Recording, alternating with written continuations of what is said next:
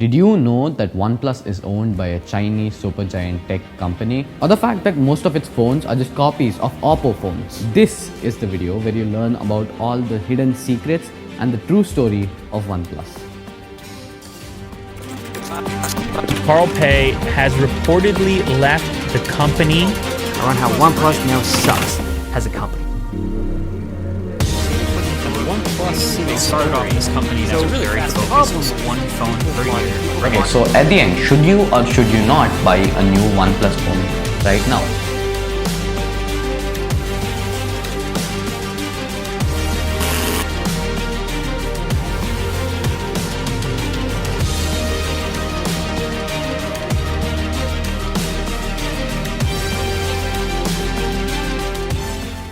Okay, so we all know that OnePlus started off as a flagship killer phone company. It sold phones for lesser amounts with the most premium features which everyone liked, especially tech enthusiasts. OnePlus One was sold for around 30,000 rupees in India and the iPhone 10 was sold for 80,000 at the same time. The OnePlus did not have the same features as the iPhone did, but it stood a much better chance at being compared to the iPhone than most of its competitors in the 30,000 price range, which is why OnePlus became a sort of flagship killer even in India. The problem which OnePlus faced here was that the 30,000 which they sold the phone for in India was not less enough. Most of the people that bought the OnePlus phones were the upper middle class and the rich people instead of the lower middle class user base that OnePlus was initially targeting. So what happened here was the people that ended up buying the OnePlus were people who either didn't like the iPhone or couldn't handle the iPhone. The upper middle class and the rich people immediately took to the OnePlus and that became their Android phone of choice. This gave OnePlus the sort of respect the iPhone had been getting for so many years. OnePlus did not end up becoming the middle class people's daily driver. Instead, it became a premium Android smartphone with the best features for the best prices. So it sort of became the iPhone of the Android phones, if that makes sense. This is exactly what Samsung would have become if they hadn't branched out to launch 15 phones every year in different price ranges. After OnePlus started gaining popularity, it went on to its second move.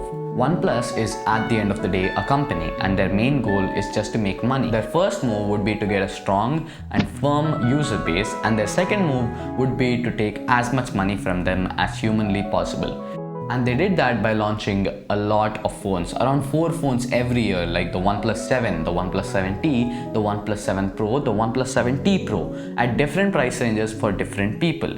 When the OnePlus Nord launched, many people were against it because it wasn't the usual OnePlus style. There was no flagship killer element, there wasn't any spectacular mind-blowing hardware. It was just another cheap phone from a reputed brand. Another thing that happened was that the CEO of OnePlus left the company and decided to venture out and start a new company.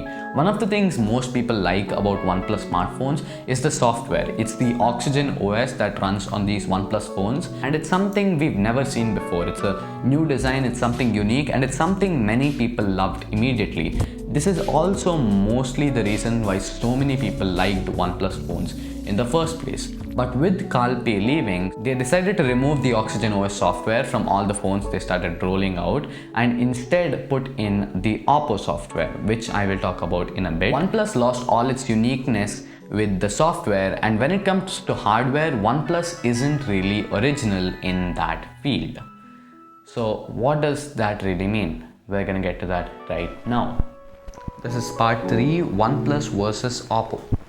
Okay, think about the smartphone brands which are selling their phones in the 10, 20 or 30k price range. You'll probably be thinking about Vivo, Oppo, Samsung, Narzo or Eco or any of these smartphone brands. The thing is, 4 of the brands which I just named are all owned by a tech supergiant based in China by the name BBK Electronics. Vivo, Oppo, Narzo and Eco, along with Realme and OnePlus, is all owned by the same huge tech supergiant based in China by the name PBK Electronics. You can associate the other 5 brands as sailing on one boat of making cheap and best phones, but OnePlus isn't really on that boat. They're making premium, cheap and best phones, right? OnePlus has moved to making cheap and best phones, sacrificing their premium quality.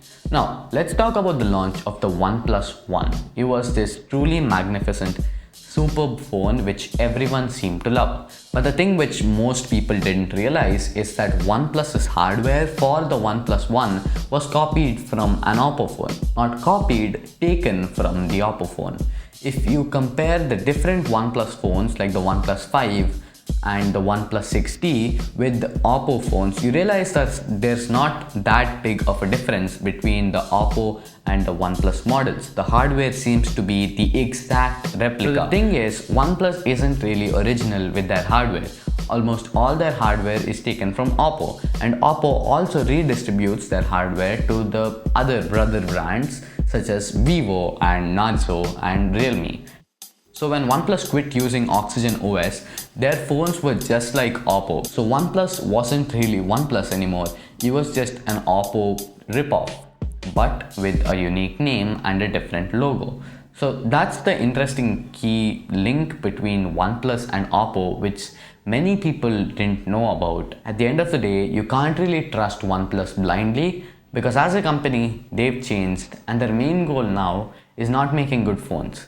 It's making good cash.